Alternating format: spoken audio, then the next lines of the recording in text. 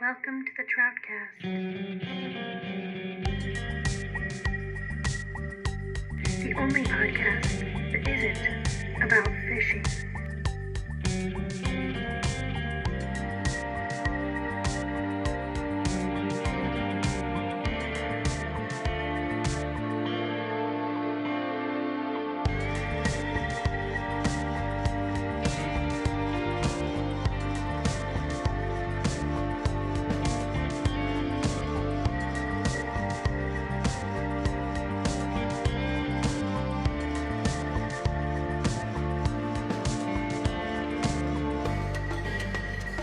Okay, hi, welcome to episode number 3 of the TroutCast, the only podcast that isn't about fishing. I'm your captain, Kelgore Trout. If you're watching this video, you probably already know that there's a video version on YouTube. And if you're listening to this, you probably know there's an audio version, really on any streaming platform. Today we have our most special guest yet. What's up, Will? Hello, hi Kelgore. Hi everyone. This is Will Sennett, also known as Sen Spud. Senator Spud, I guess? I don't know. You can call me whatever you want. Yeah, I think Senator of you Spud, as Senator President Spud. Yeah, I appreciate that. Will's on Twitter and especially on TikTok. You make really great videos on TikTok. I love them. Thank you. And you also just finished season 1 of the Closer Look pod. What can listeners of the Closer Look pod expect? So a Closer Look pod is a scripted faux documentary podcast about a World Series, the 1979 World Series, that never actually happened between two teams that didn't exist. And the Closer Look pod is me and my friend Nate. We are both journalists who take a look back at this World Series through the lens of every episode is a game in the series. And we use primary sources like phone interviews, newspaper articles, documentaries. There's layers to it. There's a lot. There's a lot of layers that go into it. It's really cool. Thank you. Yeah, it's very fun. I don't even like sports, and I thought it was super funny. Yeah, well, we went into it because we're like, not everybody likes baseball, and we didn't want to like hamstring I don't really ourselves think it's with the about audience. baseball. No, yeah, it's more just about like the insanity of, like the time, there's a lot about, like the 70s and 80s. SNL is like a running part of it. We have, we have bands that are a part of it. And it's just more about like, the culture and a look back at the 80s through the lens of this insane, blood-filled World Series that never actually happened. Yeah, it's probably more exciting than any real World Series would have been. But also, I really love the advertisements you guys do throughout. Oh, yeah.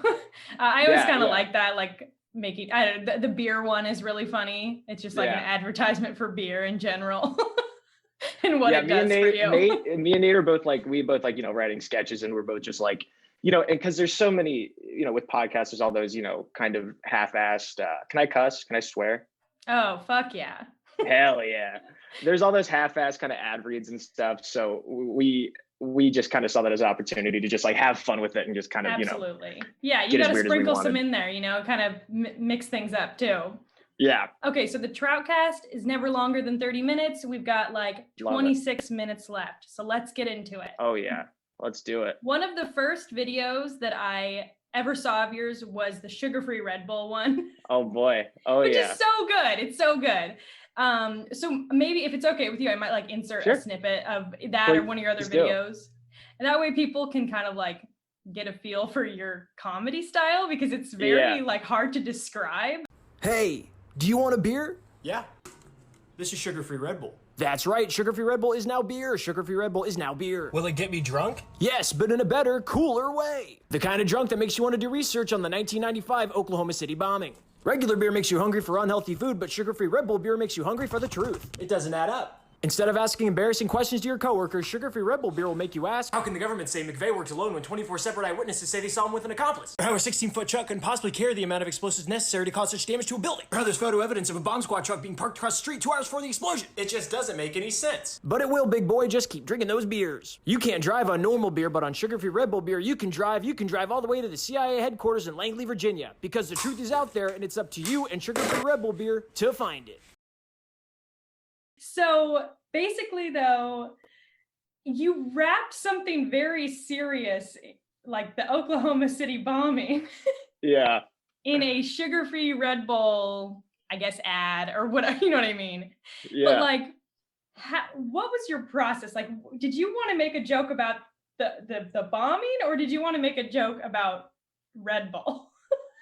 Well, First, basically, like, which came first? like, I think, well, the idea of like drinking and using sugar-free Red Bull as beer, like that kind of like that sentence just kind of like, it was like a rock through a window, just kind of like hit me. And I was like, oh, that's Nice. funny. And then I was like, well, what is like, because I mean, I drink a lot of energy drinks. I'm sure you do as well. And, you know, I just you drink like the coffee, but conspiracy, yeah. you just drink the same thing. And you're into, you know, all the conspiracy stuff. And Sure, so it's yeah. just like, Who isn't? you know, when you're all hopped up on that stuff and you just like lock into something like the Yeah. Oklahoma City bombing, those just kind of like went hand in hand. And as I was like doing research for the video, I was like, oh, like none of this stuff actually adds up. You know, there's all this whack, like cover up stuff. How many sugar-free Red Bulls did you drink while you were making that? I only drank 2, and that was enough. I felt, after I finished the video, I was like sweating and I felt like insane. I was like, man, I hope this is good, because so much went it's into so it. good. Like so much It's so good. research and like, because I was like alone in my apartment, and my roommates, I had 2 roommates, and they were gone doing like errands. So I had like an hour to shoot it. And so like I had that time crunch over my head. And so I'm like screaming directly into my phone, alone in the apartment, also scared that like one of my roommates is going to walk in and be like, hey man, like, what are you doing? You're scaring everybody in the neighborhood. And so it was just like one of the most manic, insane things I've done. Yeah, it comes across. Yeah. You can really see the panic in my eyes. Yeah. Okay, so whenever I watch your videos, I'm laughing, but I'm also like, how did he film this? Because a lot of your videos, you have like 3 characters talking to each other, but you obviously are all 3. I also appreciate that you don't try to do like impressions, or like, you don't try to make them 3 different people. Yeah. It's just 3 of you. Yeah, I'm like the White Norbit, you know? I love that. It's like when someone wears like they're doing a skit and it's like, it's them, and then the other person has like girlfriend written on their shirt. So you like know they're the girlfriend, even though it's just like some other guy. Yeah. So how, like, do you film all of them at once, or do you actually like keep flipping the camera back and forth? Well, basically how it works is this is my Nalgene, and I use that as like my camera stand. So I prop my phone up against my Nalgene, front facing. And so I'll just like kind of just like write it all out in like my notes app. And then I'll like, if it has like 3 characters, I'll bold 1 character, I'll underline the other, and I'll italicize the 3rd. And so I'll put on the shirt, and then I'll just do all of the first guy's dialogue right at the camera. Okay, yeah. And then I'll switch, and then I'll, you know, and most of it is, because on TikTok, you only have a minute of film time. Yeah. And what I'll realize is, because I'll cram all that stuff, and like it's like at exactly a minute as I shoot it all. Your videos are so fast. And then I'll finish it, and then I'll go and look, and I'll realize like I messed up a line, or like it cut off. And so like I'll be like rapidly switching shirts and like redoing takes and like just like trying to cut stuff. So wait, you actually film them like in the TikTok app? Yes. Yeah. Which is crazy. Like edited them on your computer or something. I don't know. No. It's all in TikTok. Because I've never figured out how to like, because I've tried editing stuff outside of TikTok before, and it always looks worse. Like the quality always looks worse. And I'm just like, you know what? I'm just gonna make this as hard on myself as possible. I love that. I love making my life. Them all, but then you like drag them around to be in the right order. Yeah, I'll drag them around, and I'll edit them down, and it's like if you were to just watch.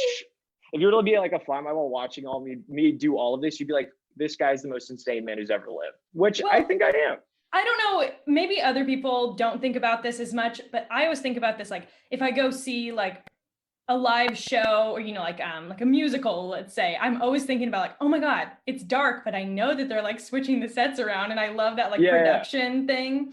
I love thinking about that. And so whenever I watch your videos, I'm like, he's alone in his house, just being insane right now. And I can imagine you just being you're like, just like, I hope no one comes home.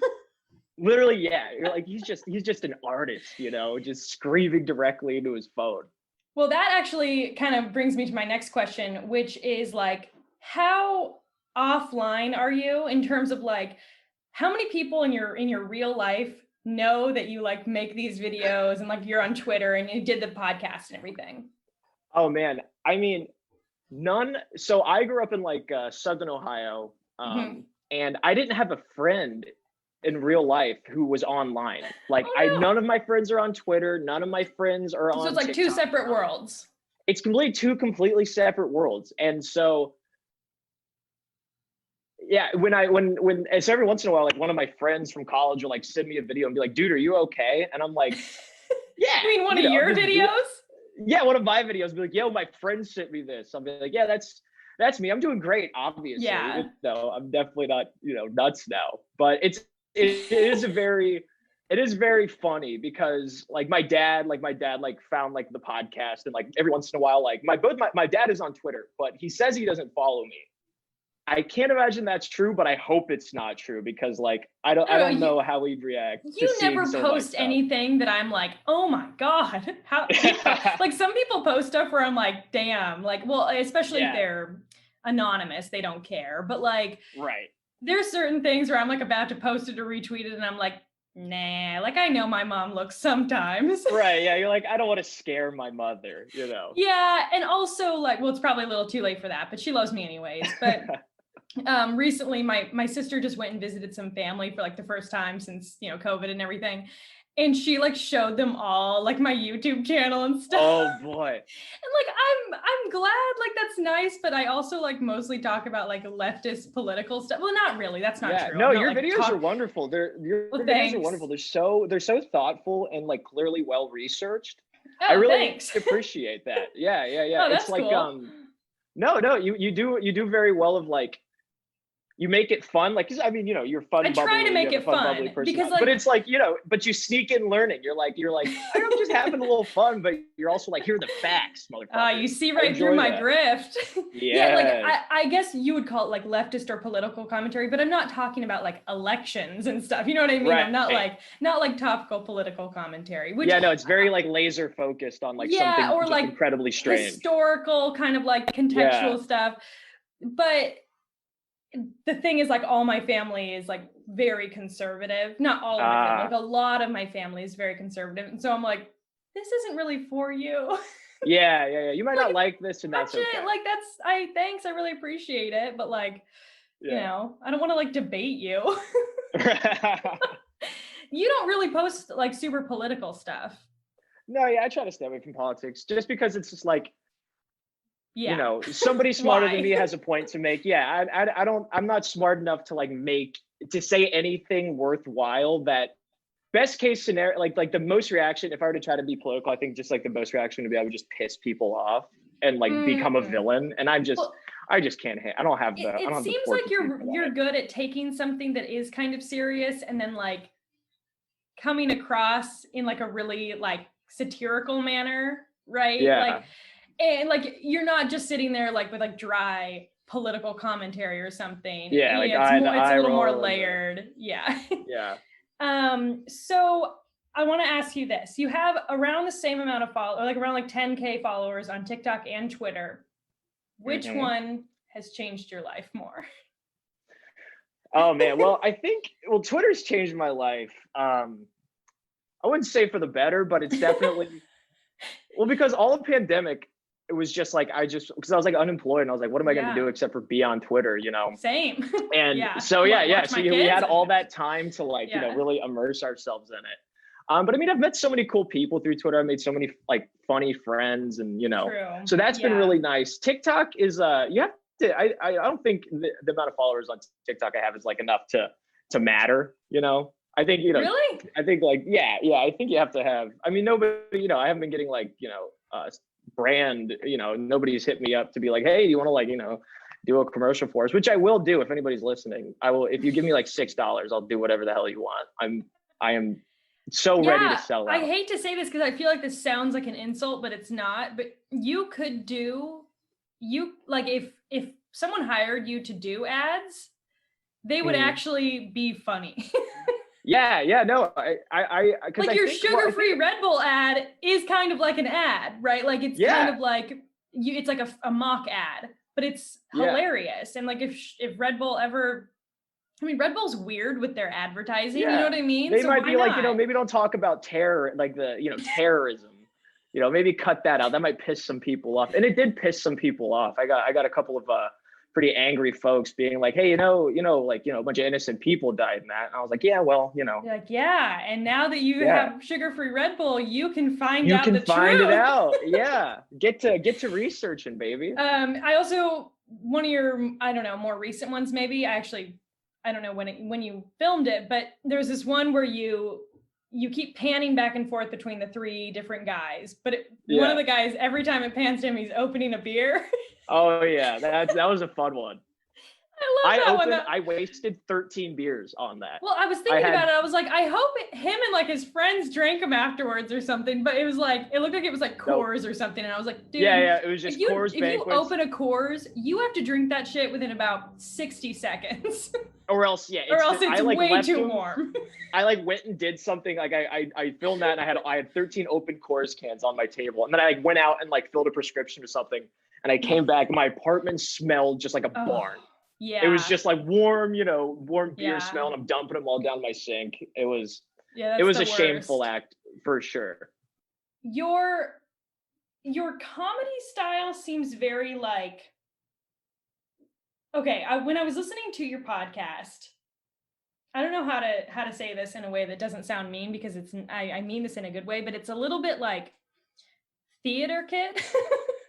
Oh, but you said it in the meanest way. But in a way that isn't like cringy somehow. Sure. Because it's like satire and you're like acting, but you're not, because like, like I've done a couple podcasts in the past that were like, not like this kind of thing. It was like scripted and like I like read it out and everything. And I definitely was like, oh, this is such like a creative outlet and everything. But like you seem to pull it off in a way that like comes across as like not cringy at all. It's really cool. Because I think I'm gonna try to get to the core of what you're saying and cut around all of the heinously mean things you just said about the theater kid. I think, like you mean like turned up to 10, like on, right? Yeah, but also it's like it is scripted in a way. You're not just like, exactly. Yeah, no, I hear what you're saying. Yeah, I think that kind of, I just love it when people. Yeah, because I think the theater kid thing is all about, like committing and like really just going for it. True. Yeah, and I think that, I think a lot of my stuff is just like the dumbest guy in the world being very sincere. Mm-hmm. I think that's just kind of like the angle I like to approach everything from. So I get that. Yeah, I get that. I don't get the theater kid thing. That one's gonna piss me off for the rest of my life. Okay, I guess what I'm trying to say is, since it's like, okay, like I would also say like. Okay, if you looked at like Bill Burr, he's like a stand-up comedian, but like Bo Burnham is a theater kid comedian. Okay. Are you calling me Bo Burnham? Sure, yeah. I don't know. That'll piss off some of my friends. My friends really don't like that guy.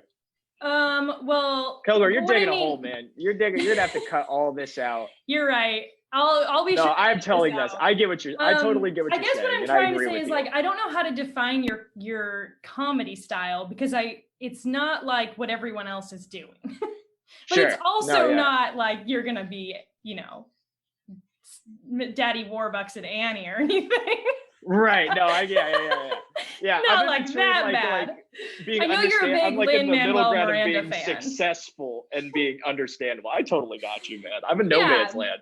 Well, it's like, it's a style of comedy that is like, okay, like stand-up comedians always want you to think that they just thought of this off the top of their head when it's super memorized and super scripted, but it's like they're pretending it's not. Yeah. You're like, that just happened to you on the street? Yeah, exactly. Yeah, like, oh, the other day I was at a restaurant. It's like, you've been on tour for 7 months doing this. You were at a restaurant 5 years ago. Yeah. So what is your TED Talk going to be about? My TED Talk? What are you doing it on? Oh man, if I had to do a TED Talk on anything, this is such a hard question, because there's nothing I have like locked in that I could like talk about for 30 minutes. You're like, I guess I could do a TED Talk on why Ocean's 12 is the best Ocean's movie. That's one of my most passionate arguments that I will fight anybody on. I think it's because the first one was just like they're all three incredible, but the first one was incredible because it was just like watching like all of these guys just like going at each other and completely understanding each other and like, you know, riff. It felt like they were constantly riffing and it was so well written. But the second one is just like this world jumping masterclass in just like, you know, turning everything you thought was going to happen in the first one on its head and all of these. And I felt like, you know, it was like brought Brad Pitt a little bit more to the forefront and kind of let Clooney kind of be like the funny second man. And man, oh man, I just get so fired up. If you give me 3 beers, I will talk about Ocean's 12 for 3.5 How many times hours. do you think you've seen it? Probably 14 or 15 times. I don't think I've ever seen it. I don't even know if I've seen Ocean's 11. You should. I'm telling you, you'll like it. It's very fun. They're just like, there's just it's a good time at the movies, you know? I would love to have a good time because last night I watched Eyes Wide Shut for the first time. Whoa. And have you seen it? Oh yeah. Oh yeah. So you're gonna I say, knew you're gonna it say was you didn't like, like it. well, here's the thing. I knew that it was about like sex parties, right? I knew the premise because it's like referenced a lot. Oh yeah. And that part, I'm actually like, that's okay because like I'm able to like compartmentalize that in my brain as like just being part of the movie or as like a metaphor or like a, right? I get it. But it was the actual like filming of the movie, and this was probably intentional, made me so uncomfortable. Everything that they like, the way that they like film, the way that they talk, all the acting, everything about it, the music, oh my God. And I was so on edge and I just hated it. And then I couldn't sleep. And then when I did sleep, I had terrible Eyes Wide Shut dreams all night.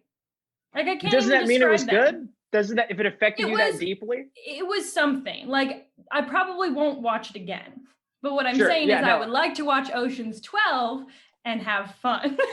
Yeah. You could have Ocean's 12 on. You could like drink a couple beers and have a couple slices of pizza. But Eyes Wide Shut, you have to be like in a blanket, kind of shaking a little bit. I think the thing with Eyes Wide Shut is everything that they do, they want you to be trying to figure out what's going on.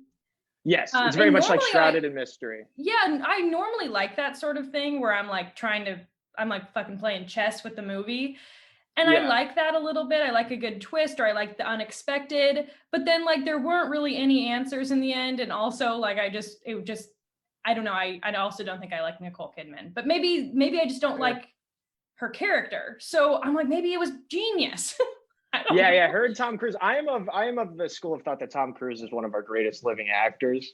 Oh yeah, it's so funny because I posted incredible. about it, and all these people were like, "Yeah, Tom Cruise like ruined it," and I was like, "Actually, like I kind of liked him in it.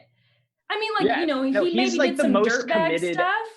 Yeah, but he was like the easiest one to watch. Everyone else in the movie, I'm like, they all like talk like this close to each other, and like they talk really slow. Like get on with it. I want like quippy fast, like yeah, David, come on, let's get some punchlines. There hasn't been a joke yet. I need some Ocean's 12 in my life. Hell yeah. Okay, so we need to do the advice segment. Yes. So Will and I are here to give someone some very bad advice. You can also get some bad advice if you email thetroutcast@gmail.com with your question. I'm a 25-year-old guy and I feel like I'm going to be alone forever. I had a girlfriend in college, but since we broke up 4 years ago, I've barely come close to having another relationship. I know 25 is still young, but how do I find love even with lockdown and online dating and everything making it so hard? That's pretty much it. Yeah. Oh, I want you to go first. And this is the bad advice, right? It's bad advice because it's coming from us. Got it. Here's what you got to do, man. You got to go on Amazon. You got to buy a book called The Game. All right. Oh my God. The Game is a book, and The Game is a book that will show you how to scientifically trick women into falling in love with you. Is this the like Roosh V one? The one where it's like the pickup artist one? Yeah. Oh yeah. And there's all these tips in there where it's like, first what you got to do is if she's with a group of friends, you got to talk to her other friends first, so she feels neglected. That's step one. And then when she's feeling neglected, Yeah, no, it's like that's where he got it from. And it's like Oh, this just hell like yeah. I remember I just like read 3 chapters of it on a whim just because I was just like, I gotta see what this is all about. And also I might try it, you know. And it was just all of this like psychotic, like it was like it was basically like Manipulation. psychologically torturing women. Yeah, it was Mhm. it's bananas. Women But love it's just that like, yeah, though. Yeah. they do. Yeah. Buy a gym membership, only arms, buys and tries, curls, pull downs. That's all you do. No legs, no legs. You're not trying to win Mr. Universe or anything. Buys and tries, get absolutely jacked, get addicted to pre-workout. And Get always to wear the point where you pants and it'll be can't fine. function without it. Always wear pants and a big hoodie and just curl and curl and curl. And then they'll come to you. That's how it works. I think that's my really, advice. I think that's good advice. My advice was going to be a little different. You Okay. can read and you can go to the gym if you want, but I was going to say go to bars. Hey, okay. That's good. Yeah, That's I where mean, they I think hang most out. places are opening up, maybe unless you live in like Canada. Yeah. Sorry, Canada. So I would Because say you worked at bars for a while, right? Like you're a yeah, bartender, you work in restaurants. yeah. Did you ever so, see like guys clearly at bars to like run game and like pick up women? Did you Yeah. see like those kinds of dudes all the time? Yeah. How successful were they, would you say? Did you ever see any guys who were just in there crushing it constantly? Yeah. Yeah, Really? I'm trying to think about what they would do. Actually, okay, so there This might turn was- into a good advice. So very quickly, there was if you do one it. thing that I saw a guy do that I would not recommend.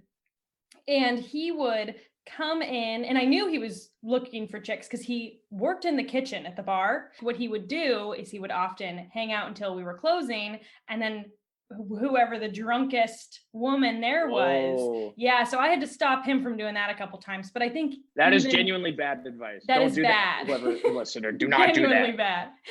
bad. But so what he would do is he'd like on like the busiest fucking night of the year, it'd be like the fucking playoffs, and he'd go and sit in the corner and like read a book. he'd be reading like Slaughterhouse 5 or something. Oh, And I'm like, brutal. dude, nobody fucking is gonna take this bait. This is sad. So it didn't work. I never saw it work. Some of the Good. guys it did work for. Oh God, that's a hard question. I would say like genetics. Yeah, mostly Yeah. genetics. That's the only advice we could actually really offer. Just be genetically perfect looking. Yeah, probably buy a lot of drinks for a lot of people. Mm-hmm. Be rich. Or Be hot just and like rich. or just like be at bars long enough. Like years and years, and then eventually you will form a bond with someone. And There also you go. Do the cheers a method. pretty lousy addiction. And you're probably not gonna have very much money. But it's fine because neither will she. There you go. But yeah, I don't really know. I think I would say get out in the world because I never did the online dating thing, and it sounds like this person does not like online dating. I think that's pretty much all our advice. If you want some advice from bona fide, it doesn't have to be dating advice, but we are dating experts. We are. Money Send too. We're your- both incredibly rich. So if you need money advice, we can do that for you too. Or if you want to send us money. Yes, I am banks open. Yeah, so email your plea for help to TheTroutCast@gmail.com. And yeah, and I think that's pretty much it. I'm so glad I got to talk to you and ask you some questions about your comedy. By the way, I thought about this while we were talking. I know I called you a theater kid. And I'm definitely doubling down on the fact that I mean that in the best way possible. No, and I But was. you know who else I would put in totally theater understand. kids category is like the cast of It's Always Sunny in Philadelphia. They are There you straight go, up okay. like that's kind of what I'm talking about. Like they probably wouldn't be that funny like as stand-ups, but they commit to the bit and they do this whole thing, and it's like holy shit, this is amazing. This is definitely you found like the thing. Although maybe you're good at stand-up. You seem like you're pretty like personable. I don't know if the cast. Yeah, I do from It's stand up. Always Yeah, Sunny in Philadelphia. I have fun doing stand up. Yeah. Yeah. Yeah, I don't know if they would. Yeah, I know. I get you. They don't. No, seem again, like, I can. I totally understood what you're going for. Don't worry about it. Yeah, I think someone called me a theater kid once, so now I have to do It hurts. to someone else. Yeah, now you had to hurt me. Yeah. Well, thanks for your time, and make sure Yes, you go Kelgo, check it's out so lovely Will, doing this. Send Spud. I'll put all the links in the description to the closer look podcast and everything. And yeah, thanks for coming on. No problem. Thanks for having me. Well, let's chat again soon.